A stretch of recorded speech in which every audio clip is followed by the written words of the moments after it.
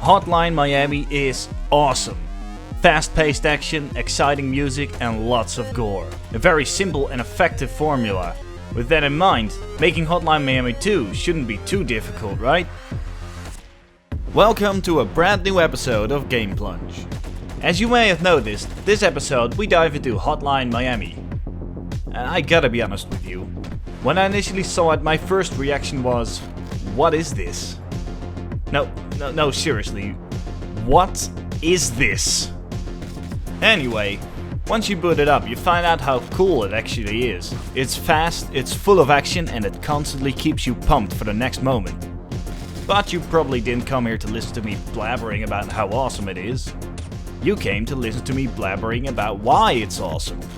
I hope. Let's start by answering a question we posed earlier. What is Hotline Miami? To answer this, we can take a look at the core game loop in the game. What do we actually do in Hotline Miami? What is something we cycle through over and over again? I would say our main game loop consists of mainly this: entice, avoid, kill. First, you pick an enemy to entice, then you try and avoid his attacks, and finally, you go in for the kill. After you killed your enemy, you pick a new opponent, and the cycle starts over. Oh, but what happens when we actually do something like this? I think you still go through our little game loop. Maybe it's not directly visible, but as you approach and kill your enemy, you're still going through the steps. Will he see me? Can I avoid his attacks? Am I quick enough? What should I do? Who am I? What is the purpose of life? What do people like about coffee? Anyway, identifying the main game loop is very important in improving your game design. After all, at the very basic level, this is what players will be doing over and over again. Therefore, making this loop as enjoyable as possible is key for making the game entertaining. Now let's take a look at what elements play into this core game loop. One of the most important mechanics in Hotline Miami is the one hit, one kill mechanic. This counts for both you and your enemies, and it is absolutely brilliant. This has a huge impact on our gameplay, especially on these two elements, because suddenly every enemy becomes a threat. You become much more careful when enticing an enemy, and every battle you enter could mean you have to start all over, when God help you if you entice too many enemies. This way, enticing enemies becomes a puzzle in and of itself. Once you've lured an enemy into battle, the next stage begins, avoiding. Once again, by raising the stakes, avoiding becomes much more exciting. One mistake and you're all done. At this point, it's all about who hits who first. And if you succeed at avoiding the enemy attacks, you can go to the last stage. Okay, I don't want to sound like some kind of psychopath, but man, doesn't that just feel good? You had all this tension building up to this moment, and then you can end it with one satisfying blow. And the game intensifies this feeling too. Let's look at all the things that are happening when you kill an enemy. First of all, you have a bit of screen shake to really give it some impact. And on top of that, the background starts flashing. Then some red particles fly out and the floor is splattered with pixelated blood. And finally, some score pops up, as if to say, good job, have some points. Putting all of these elements together makes for one very satisfying kill. But fighting enemies wouldn't be much fun without Hotline Miami's brilliant level design. Good level design is absolutely crucial for creating these quick high-tension battles. The level design in Hotline Miami mainly consists of tight corridors and lots of small rooms. This makes combat very quick and focused. The level design allows you to concentrate on one fight at a time, which makes these short bursts of action so enjoyable. One particular example stood out to me because of how clever and subtle it was. I'm just going to show it to you. See if you can notice what I think is so clever about it.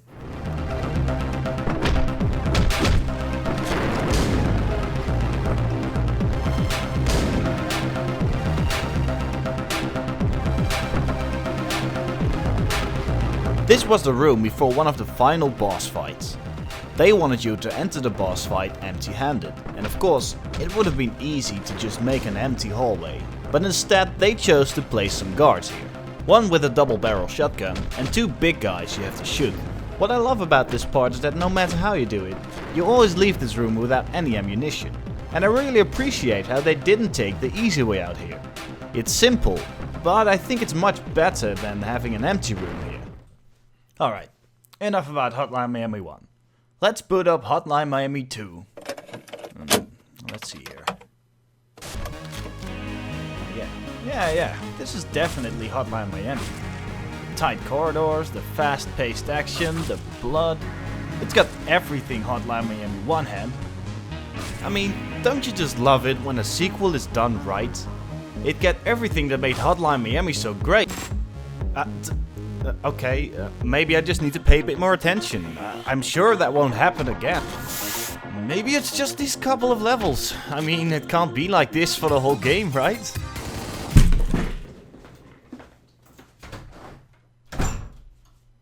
Okay, this is exactly my problem with Hotline Miami 2. These completely unfair challenges. I mean, just look at the situation here. You have all these melee enemies charging at you from all sides. And then on top of that, there are 5 guys with guns you can't even see shooting at you. And if that wasn't enough, those enemies with guns are hiding behind something, like some kind of pussy. So that even if you manage to get past a melee character, dealing with these gunmen is still impossible. It just doesn't feel like Hotline Miami anymore. But why? Let's find out. Do you remember what we identified as the core game loop in Hotline Miami 1? Entice, avoid, kill. Hotline Miami 2 tends to break that core game loop constantly. Not through its mechanics, not through its controls, but solely through its level design and enemy placement. Because of the level design, a large part of the game you're forced to do this. And the problem with this is that it completely skips 2 very important steps of the core game loop. You don't carefully lure the enemy into combat and you don't have to avoid its attacks. You just kill. In Hotline Miami 1, the kill was usually the end of a tough one-on-one battle. It was paired with a feeling of relief. But just killing the enemies from a distance feels kind of cheap and shallow. My second issue with Hotline Miami 2 is that it often felt unfair. Once again, this can be led back to that core game loop we used earlier. You see, while performing this game loop, you know perfectly well that with every step comes a great risk. You could easily die during each of these steps, and if you do, well, then that's your own fault. But look at what happens in Hotline Miami 2. You never actively initiated the core game loop. Instead of taking a risk and dying because of it, you're just killed outright without knowing what's going on. Which brings me to challenge versus difficulty. And you might ask, but Digit, is it making a game more difficult the same as making it more challenging? To which I say, no. To me, challenge and difficulty mean very different things.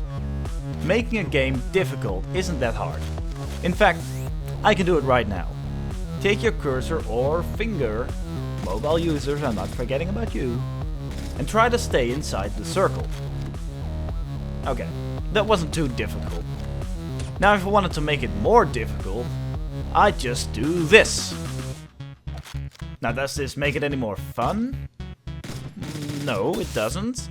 It just makes it more frustrating. And therein lies the difference between challenge and difficulty.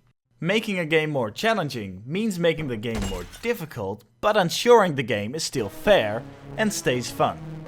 And that's what Hotline Miami 2 seems to misunderstand.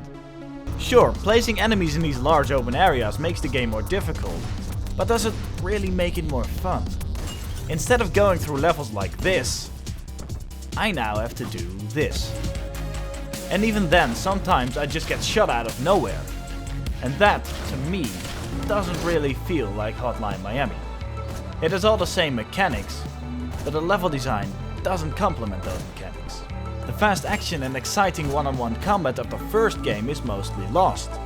And ultimately, Hotline Miami 2 feels like a stretched out version of Hotline Miami 1. More large open areas, slower gameplay and, well, a longer game. The effect was that I was struggling to get through Hotline Miami 2. I was constantly met with cheap deaths, and I often quit the game entirely after getting too frustrated. After I finished Hotline Miami 2 and started writing this episode, I was wondering, Was Hotline Miami 1 really as good as I remembered? So I started playing through Hotline Miami 1 again, and I have to say, yes it was as fun as I remembered. Every death was a challenge to become better, every completed level felt like a victory, and before I knew it, I finished the game. And that is something Hotline Miami 2 just couldn't accomplish.